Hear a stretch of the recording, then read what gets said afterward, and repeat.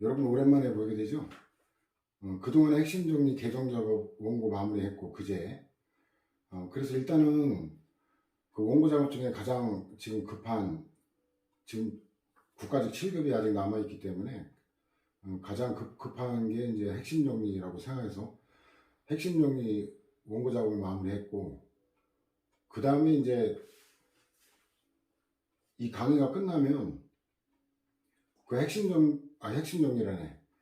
그 지난해 또 금년도까지 최신 판례 6월 지방직 시험 앞두고 최신 판례 정리하는 거 다음 주에 급하게 원고 작업 그 최신 판례만 추려가지고 다음 주에 강의를 집중적으로 해서 최단 기간 내에 마무리할 예정이고, 그래서 판례는 금년도 3월까지 대법원 판례를 반영했거든요. 혼재 결정하고 지금 뭐 판례 속보는 5월달까지 일부 나와 있는데 그 판례 속보는 참조 법률하고 사실관계 이런 것들이 그 대부분 홈페이지에서 검색이 안 되기 때문에 그 판례 속보를 그 교재에 넣는 거는 조금 무리한 감이 있어요. 그래서 그건 어떻게 대처할 예정이냐면 일단 3월까지 공보 판례 위주로 공보가 된 것까지 해서 판례를 반영하고 그 이후의 거는 앞으로 또 이제 시험을 앞두고 그때 이제 그 이후에 교재가 출판된 이후에 최신 판례들을 또 특강 형식으로 모아가지고 강의라는 그런 식으로 대응을 하려고 합니다. 그래서 어쨌든 뭐 내년 대비하는 수험생들도 이번 핵심 정리 나오는 거 이 교재 갖고 그 이후에 이제 추가되는 판례 이런 것들 또 법률 바뀐 거 이런 것도 특강 계속 진행될 예정이니까 그 책 갖고 내년까지 시험 대비가 가능할 거라고 생각합니다. 그래서 지금 이런 강의를 하면서 7년 만에 개정 작업하고 이러다 보니까 뭐 중복된 것도 좀 있었고 또 편집상의 실수로 빠진 것도 있고 또 제 실수로 빠진 것도 있고 그 다음에 또 법률이 또 행정조차법하고 민원 처리에 관한 법률 이런 것들이 대폭적으로 개정되면서 좀 어찌 보면 이 기본서가 누더기가 된 느낌이죠. 계속 보충 자료 활용하고 어떤 거는 보충 자료를 보고 어떤 건 교과서를 보고 여러 가지가 좀 불편한 점이 있었을 거예요. 그죠? 제 잘못도 일부 있고 그 다음에 이제 대규모의 법률 개정과 또 쏟아지는 판례들 뭐 이런 불가피한 측면도 있었고 했는데 그래서 어쨌든 이론서에서 나타난 여러 가지 이제 그 크게 중요한 거는 아니지만 그런 어떤 중복된 거랄까 뭐 일부 누락된 거 그 다음에 또 이제 개정 작업을 하면서 이 목차트를 바꾸면 좀 더 이해하기가 쉽겠다라고 하는 부분들에서 핵심 정리의 도표로 깔끔하게 재정리를 했기 때문에 여러분도 어쨌든 이런 강의는 처음에 공부하는 입문자들이 주로 대상일 거고 그죠? 가뜩이나 어려운 데다가 이런 보충 자료까지 해서 왔다 갔다 하면서 보는 불편함이 있을 건데 핵심 정리는 이제 이 이론서의 한 절반 정도 분량으로 보니까 한 750페이지 정도 내용만 본문 내용만 뭐 머릿말하고 목차 이게 추가되면 좀 더 늘어나겠죠. 그런 의미가 없는 거고 본문 기준에서 한 750 정도니까 절반 정도 분량으로 줄여놨고 대신에 완성도는 그 정도만 핵심 정리만 봐도 100점 맞는데 지장이 없을 정도의 알찬 내용으로 해서 이제 여러분들은 처음에 이제 이 이론하고 법률을 어떻게 독해하는가 판례 독해를 어떻게 하는가 이걸 이론서를 통해서 습관이 됐다면 그 다음에 이제 이론서 버리고 판례 규정하고 핵심 정리로 반복하면 되는 거예요. 그 다음에 이제 기출문제하고 객관식 문제 이렇게 풀어보고 마지막으로는 핵심 정리만 갖고 나머지 이제 문제집도 다 던지고 최종 단계에서는 핵심 정리 갖고 그 중에도 내가 헷갈리는 것만 체크해서 무한 반복하는 거예요. 이게 바로 압축과 반복이거든요. 합격의 요체는. 왜냐면 공부 초기에는 1000페이지가 넘는 1400페이지가 넘는 이 광범위한 분량을 공부해야 되지만 시험 앞두고는 전 과목을 다 짧은 시간 안에 정리를 해서 시험 당일에 머릿속에서 재현이 돼가지고 답안지에 반영이 돼야 되거든요. 1년간 누적 공부 총량을 따지는 게 아니라 시험 당일날 누가 더 많은 압축된 지식을 머리에 넣고 답안지에 반영할 수 있느냐가 이게 수험이거든요. 학문하고 달리. 그래서 어쨌든 핵심 정리 갖고 이제 깔끔하게 반복하면 될 거고, 일단 그런 작업 때문에 좀 강의가 며칠 중단됐고, 금일은 이제 3권에 368페이지 대상 적격의 마지막 논점이 남아있죠. 그렇게 어렵지는 않아요. 근데 이것도 객관식이든 논술이든 사례형 문제로 출제되기 좋은 쟁점들이 있는데 다행히 이렇게 어려운 점은 없어요. 일단 개념부터 정확히 알아야지. 우리는 원처분주의와 재결주의인데 대상을 넓게 인정하느냐 좁게 인정하느냐, 그 다음 본안의 위법사유 주장하는 거를 넓게 허용하느냐 좁게 허용하느냐, 이게 정반대거든요. 일단 원처분주의는 당연히 어때요? 원처분을 대상으로 한다는 게 명칭에서 보이죠? 근데 예외적으로 재결까지 대상이 돼요. 소송 대상을 확대하는 거예요. 근데 반면에 본안에서 주장할 수 있는 위법사유는 제한을 가합니다. 원처분을 대상으로 한 취소소송에서는 원처분에 하자만 주장할 수 있는 거고, 재결에 하자만 주장하면 기각 판결을 받게 되는 거예요. 반대로 재결을 대상으로 한 제기한 취소소송에서는 재결 자체에 고의한 하자만 주장해야지, 그걸 주장 못하고 원처분에 하자만 주장하면 역시 기각 판결을 받아요. 근데 이 재결주의는 정반대거든요. 얘는 소송 대상을 원처분은 안 되고 재결만을 대상으로 제한을 합니다. 대신에 본안의 위법사유는 재결 자체에 고의한 하자만이 아니라 원처분에 있는 하자까지도 주장할 수 있다라는 게 바로 이 도표에 보이죠? 이걸 문장으로 풀어놓은 게 바로 밑에 1, 2번이에요. 바로 그거는 이제 도표로 압축해서 정리가 됐기 때문에 여러분들 읽어보면 될 거고, 그럼 우리나라는 뭐가 원칙이냐? 원처분주의. 자, 일단 볼까요? 취소소송은 처분 등을 대상으로 한다. 어때요? 우리가 이미 배웠잖아요. 처분 등은 처분만이 아니라 플러스 재결까지 포함하니까 대상을 처분에다 재결까지 포함하고 넓게 인정하죠. 대신에 본안의 위법사유 다만 단서에서 재결 취소소송의 경우에는 재결 자체에 고의한 위법이 있음을 이유로 하는 경우에 한한다. 이래가지고 대상은 넓게 인정하되 본안의 위법사유는 재결 자체에 고의한 하자로 제한하는 이런 내용이죠. 이게 바로 전형적인 원처분주의죠. 자, 그 다음에 이제 재결 자체에 고의한 하자, 위법의 의미는 원처분을 고유하다는 얘기는 원처분에 없고 재결에만 있다는 의미죠. 그건 뭐 고유한이라는 단어 국어적인 뜻 그대로죠. 이게 논란이 되는 게 내용이에요. 근데 다수할과 판례는 우리가 그 복귀명령부터 주체 내용 절차 형식 성립요건 배웠잖아요. 그 네 가지를 다 포함한다라는 게 다수할 판례예요. 소설은 내용에 관한 거를 제외하자는 거고, 예를 들면 주체는 행정심판위원회가 아닌 자가 한 제기. 우리가 행정심판위원회 그 관할 봤잖아요. 그죠? 그게 관할 행정심판위원회가 아닌 경우, 그 다음에 권한이 없는 경우, 구성의 위법사유가 있는 상태에서 행한 경우, 뭐 위원 자격이 없는 자가 위원으로 됐다든가, 구성원의 결격사 이런 게. 그 다음에 내용에 관한 거는 그 행정심판청과 부적법하면 각하해야 되는데 인용하면 재결의 내용 자체가 잘못된 거죠. 그럼 부적법하지 않으면 본안 재결을 해야 될 거 아니에요? 인용이든 기각이든. 근데 각하 재결한 거. 그 다음에 그 제3자의 권리를 침해하는 인용 재결. 그 다음 대상 적격이 되지 못하는 거에 대한 거. 이거 요건에 관한 문제죠. 그 다음에 그 원처분보다 청구인에게 불이익하게 하는 거. 이것도 그 불이익 변경 금지 원칙 위반이잖아요. 그 다음 절차는 의결 절차를 안 거친 경우, 심판 절차를 준수하지 않은 경우, 형식은 문서로 안 하고 구두로 한 거, 주문만 기재되고 이유가 전혀 기재되어 있지 않거나 기재되어 있다 하더라도 불충분한 경우, 기명 날인을 하지 않은 경우, 이런 것들이죠. 그래서 뭐 내용에 관한 게 일단 중요하고 나머지들은 뭐 외우려고 안 해도 다 이해가 될 거예요. 판례도 마찬가지죠.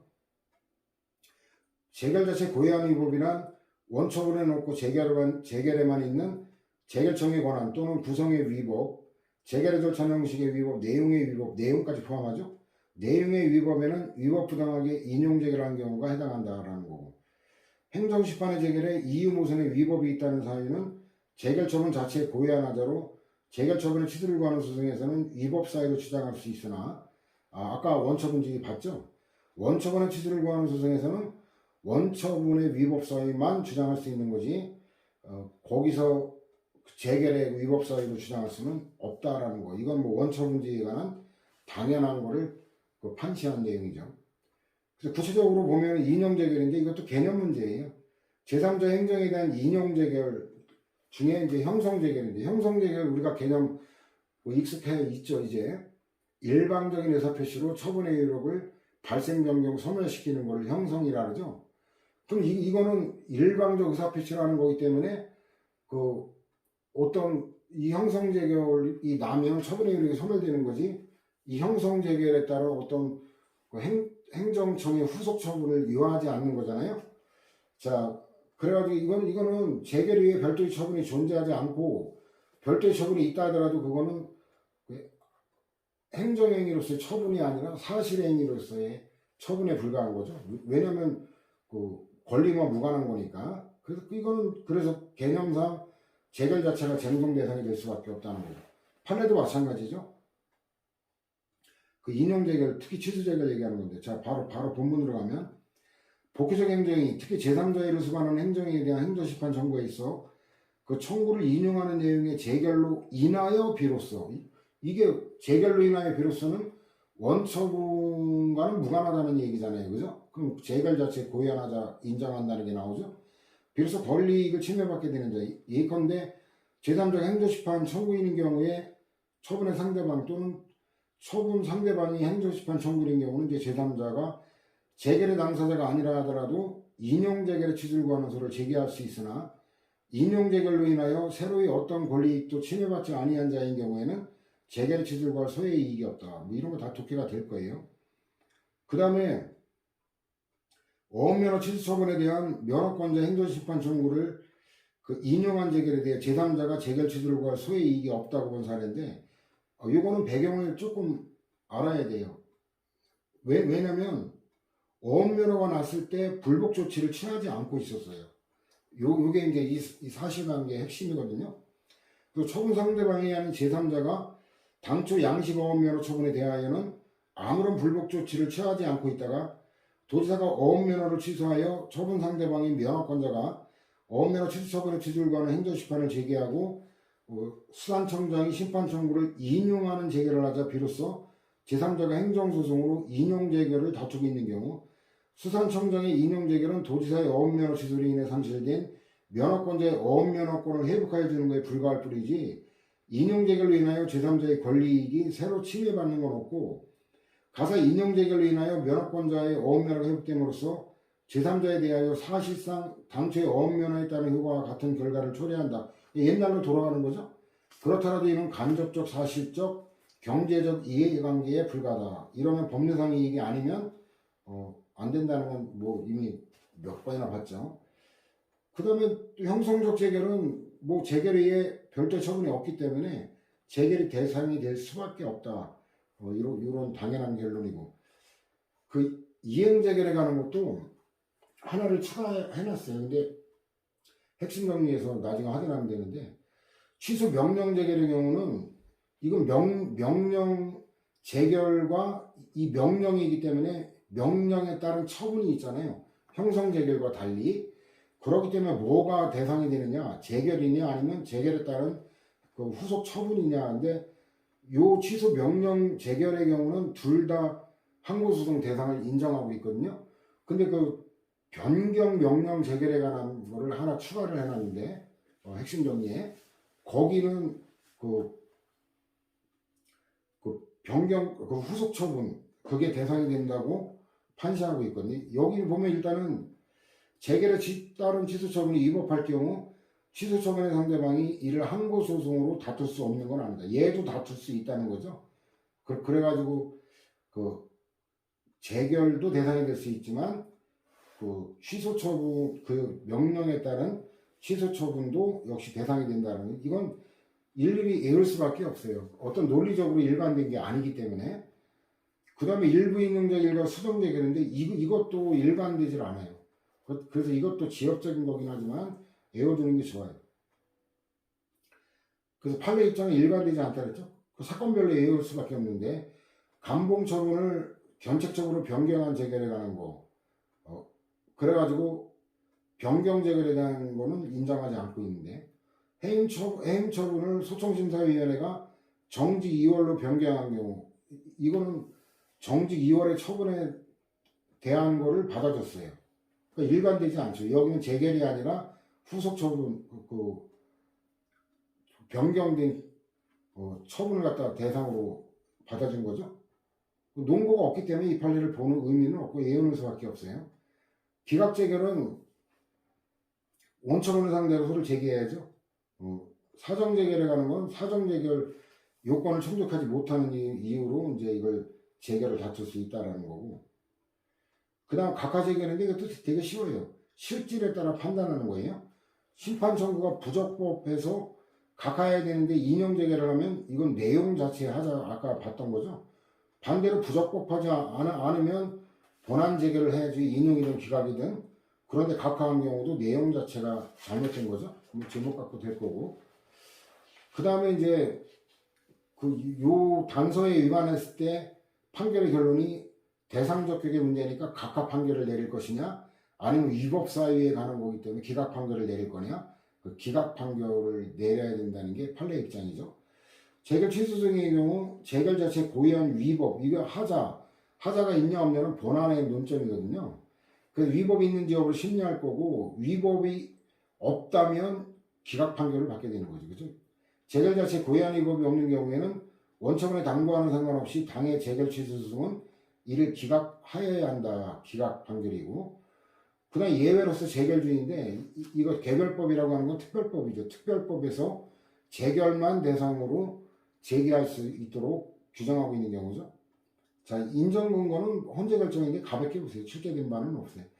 당사자의 권리기재보다 효율적이고 이 재결을 다투는 게 판결의 적정성을 더욱 보장할 수 있는 경우에는 행정심판에 대한 재결에 대하여만 제소하도록 하는 게 오히려 국민의 재판 청구권의 보장이라는 측면에서 더욱 바람직한 경우도 있기 때문에 이게 합헌이라는 거고 적용 범위는 취소 소송에만 적용되기 때문에 무효일 때는 재결이 아니라 원처분을 대상으로 제기하는 것도 가능하다라는 거. 이것도 출제가 많이 됐던 논점이에요.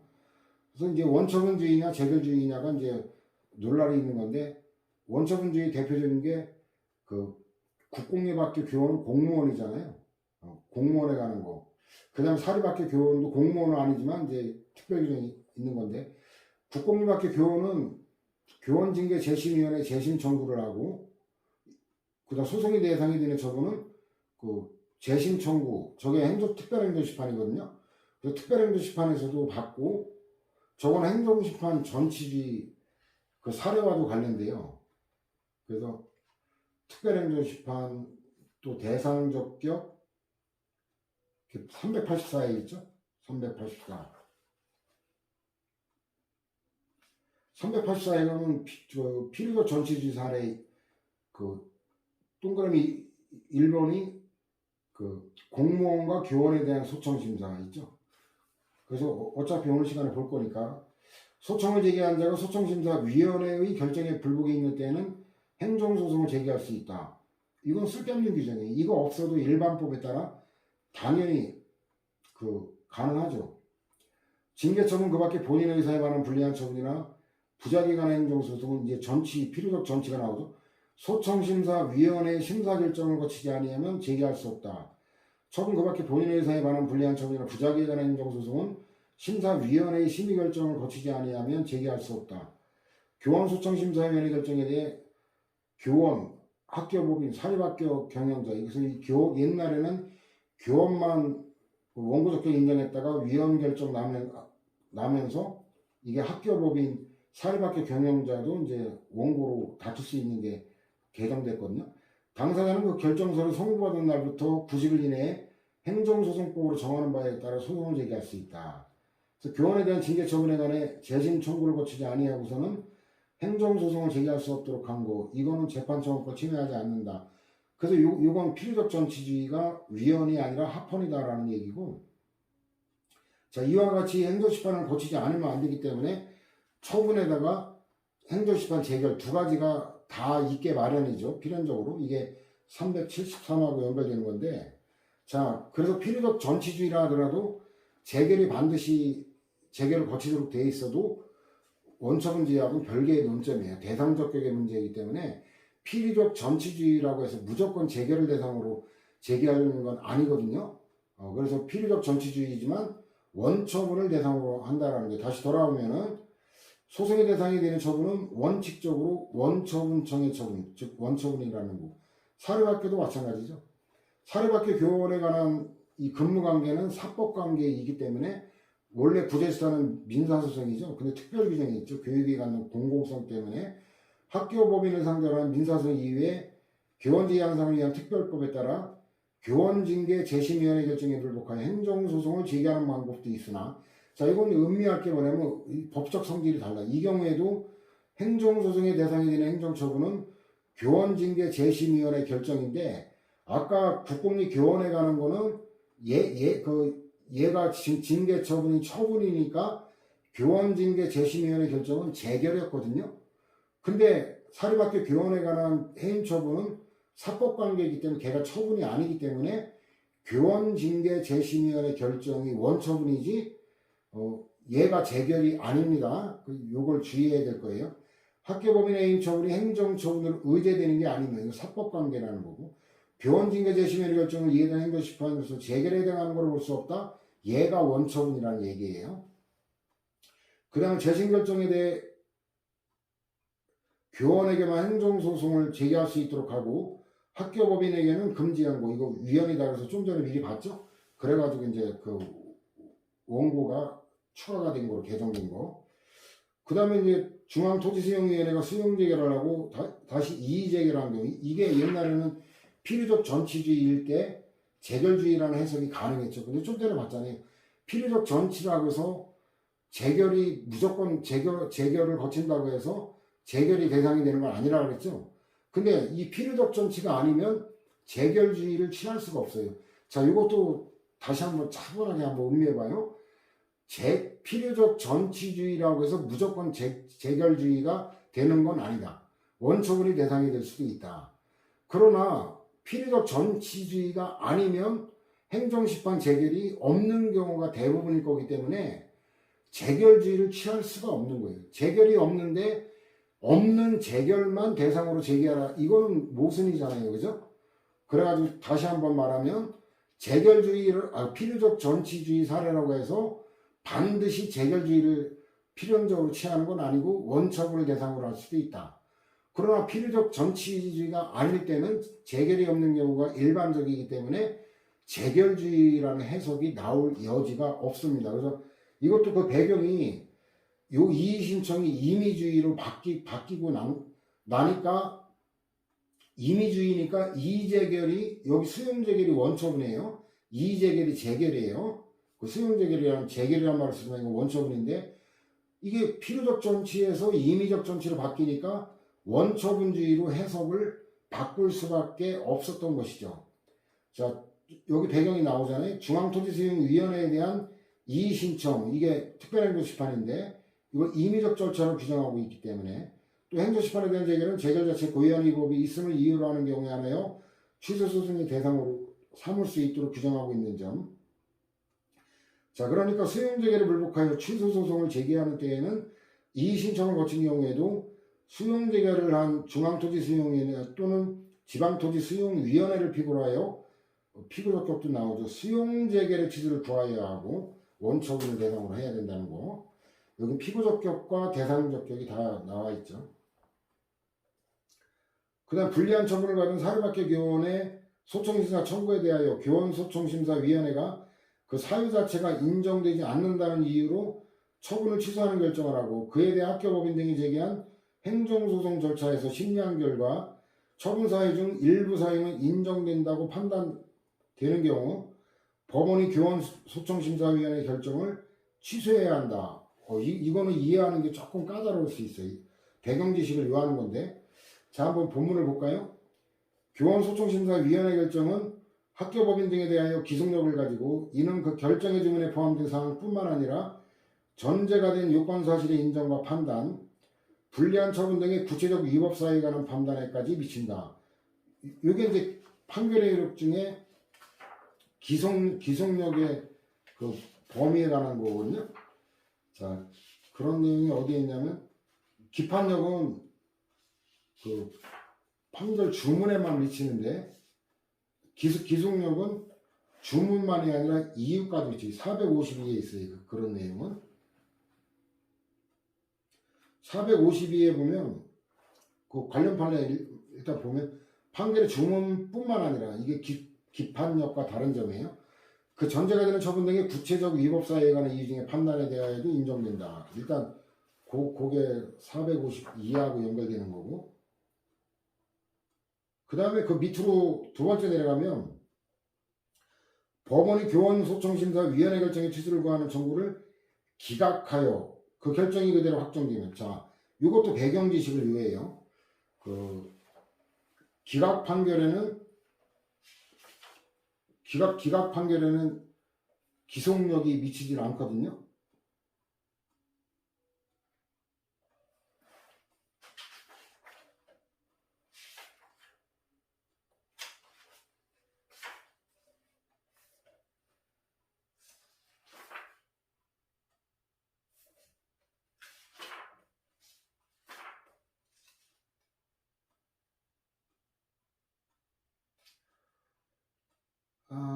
그것도 452로 인용하는 게 낫겠는데.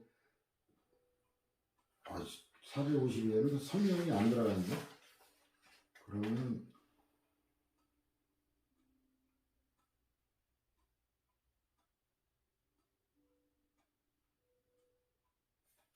어,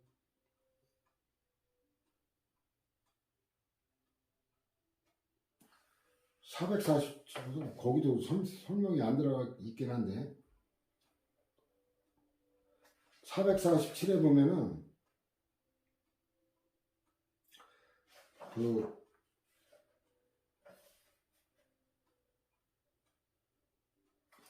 위에 괄호 2번 인정 취지의 네 번째 줄 보면 처분 등을 취소하는 확정 판결, 바로 뭐예요? 인용 판결에만 기속력이 미친다라는 거죠. 인용 판결에만. 그래가지고 이 기각 판결에는 기속력이 미치지 않습니다. 자, 다시 돌아오면은, 자, 기각 판결이 확정되면 어때요? 이제 판결에 기속력이 미치지 않으니까 이제 재결의 기속력 우리가 지난번에 배웠잖아요. 앞에서 재결의 기속력이 미치는 거예요. 그러면 결정의 주문과 전제가 되는 이유에 관한 판단만이 학교법인 등을 기속하거든요. 왜냐면 이 결정이 재결이거든요. 실질이. 그 재결의 기속력이 미치는 거예요. 판결의 기속력이 미치지 않기 때문에 재결의 기속력이 기속하게 되고, 저는 판결 이유에서 교원소송심사위원회 결정과 달리 판단된 부분이 있더라도 이는 기각 판결이기 때문에 기속력을 가질 수 없다. 그럼 다음 줄 끝에 보면 교원소송심사위원회가 사유 자체가 인정되지 않는다는 이유로 양을 정하는 거, 징계의 양을 정하는 거, 양정이라 그래요. 양정의 당부에 대해서는 나아가 판단하지 않은 채 처분을 취소하는 결정을 한 경우 그에 대하여 학교법인 등이 제기한 행정소송 절차에서 심리한 결과 처분 사유 중 일부 사유는 인정된다고 판단되면 법원으로서는 교원소송심사위원회 결정을 취소하여야 한다는 거죠. 왜냐면 취소를 안 하면 그 잘못된 그 재결을 바로잡을 가능성이 없어지잖아요. 그죠? 그 법원이 심리한 결과 일부 징계 사유는 인정되는데, 그러면 그 일부 징계 사유를 토대로 학교법인에서 다시 그에 합당한 징계 처분을 할 수 있어야 되는데, 그냥 단순 기각 판결을 내려버리면 재결의 기속력이 그대로 확정돼가지고 시정할 기회가 없죠. 그렇기 때문에 그런 거예요. 그래서 그 다음에가 이제 그런 부연 설명이 나오죠. 법원이 교원소송심사위원회 결정의 결론은 타당하지만 그 과정이 잘못된 걸 바로잡을 가능성이 없다는 거죠. 학교법인 등의 청구를 기각하게 되면 결국 행정소송의 대상이 된 교원소송심사위원회 결정이 위헌한 걸로 확정되어 학교법인 등이 이에 기속됨으로 결정의 잘못을 바로잡을 길이 없게 되고 학교법인 등도 해당 교원에 대해 적절한 재청을 할 수 없게 되기 때문이다.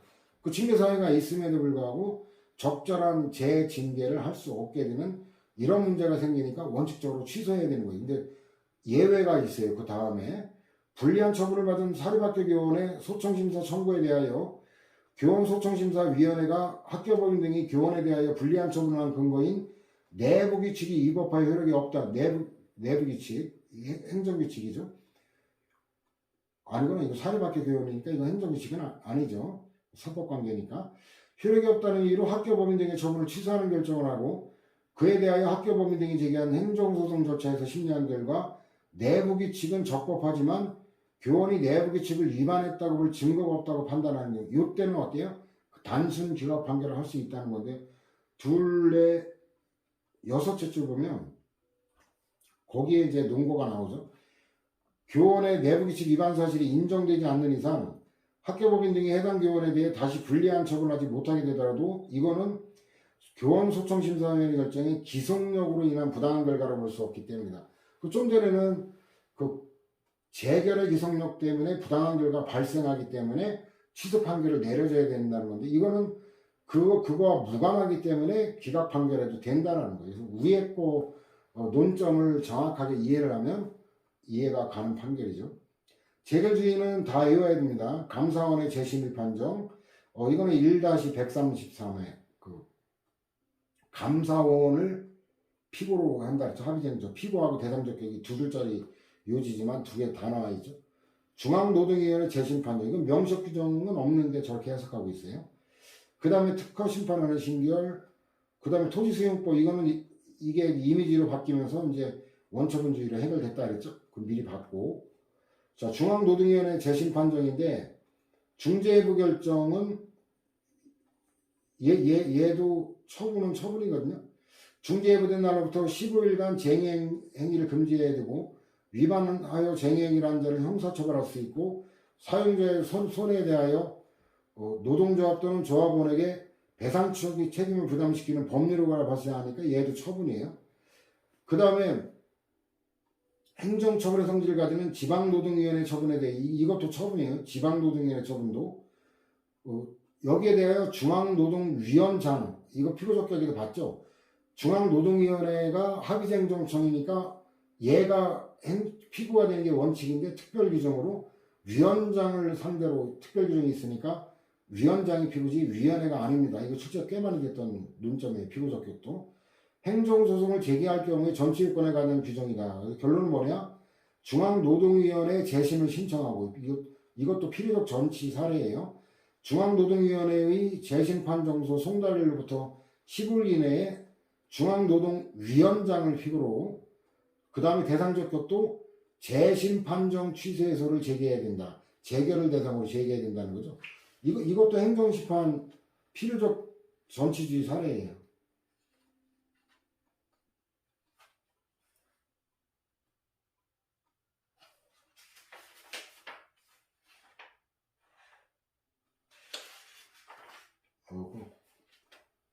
여기다는 안 해놨구나.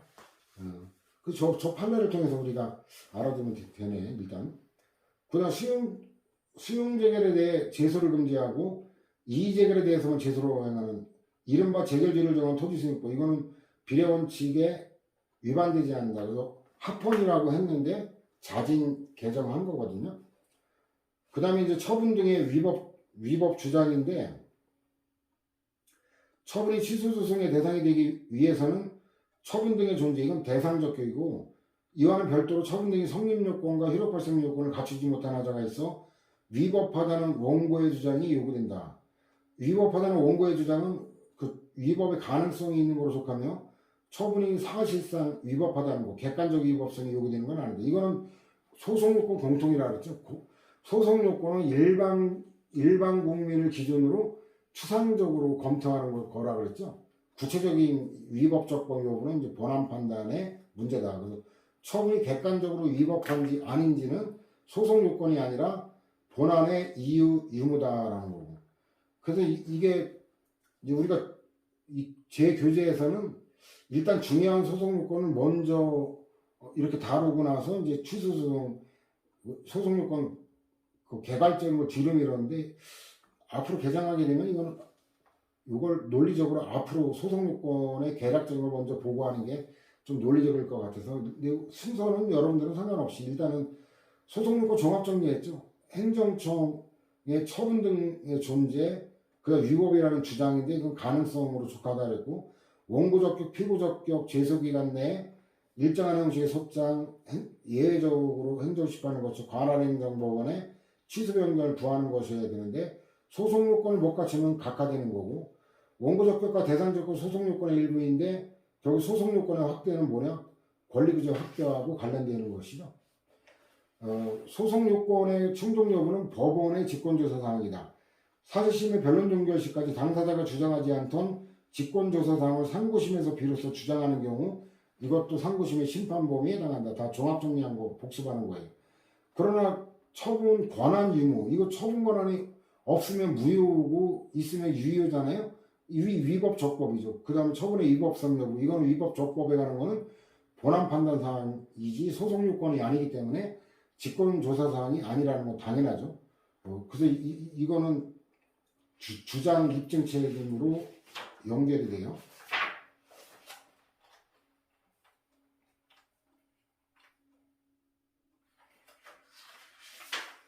그 내용은 어디 있냐면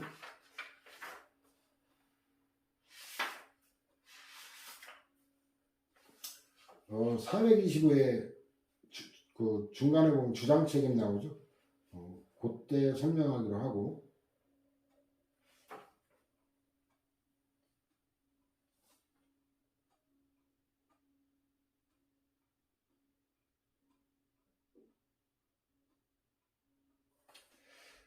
그다음 판례도 마찬가지죠. 행정소송에서 처분청의 처분 권한 유무는 위법 적법과 관계되는 거니까 직권조사 사항이 아니다. 소송에서 당사자가 누구인가, 이건 소송 요건이니까 법원이 직권으로 확정해야 된다는 것도 당연하죠. 그다음 개인이나 법인이 과세처분에 대해 심판 청구 등을 제기하여 전심 절차를 진행하던 중에 사망하거나 흡사합병되는 등으로 당사자 능력, 당사자 능력과 당사자 적격은 구별된다 그랬죠. 전심 절차에서 이를 알지 못한 채 소멸된 당사자를 청구인으로 표시하여 청구에 관한 그 결정이 이루어지고 행정심판에서 상속인이나 합병법인이 결정에 불복하여 소를 제기하면서 소장의 착오로 소멸한 당사자를 원고로 기재한 경우 법원이 취할 조치, 맨 밑에 핵심 나오죠. 법원으로서는 바로잡기 위한 당사자 표시 정정 신청을 받아들인 후 본안에 관해 심리 판단해야 된다. 이것도 뭐 어렵게 해석할 게 아니라 보정이 가능한 소송 요건은 청명권을 발동해서 보정을 하게 하고 진행한다 그랬죠. 나머지 요건은 받고 소장 구두로 안 된다 그랬죠. 일정한 형식의 소장을 갖춰 제기해야 되는데 민사소송법 준용된다 이 정도고 소장 양식까지 출제될 건 아니라서 일단 뺐습니다. 그래서 여기 간단하게 나온 건 뭐냐면 소장에는 당사자 법정대리인 청구의 책임의 원인을 기재하여야 한다라고 되어 있는데 요거까지 외울 거는 아닙니다. 그냥 가볍게 보면 될 거예요. 이해를 위해서 한 거고. 자, 이렇게 해서 이제 대상적 격을 마무리하고 나머지 소송 요건은 잠깐 쉬었다가 진행합시다.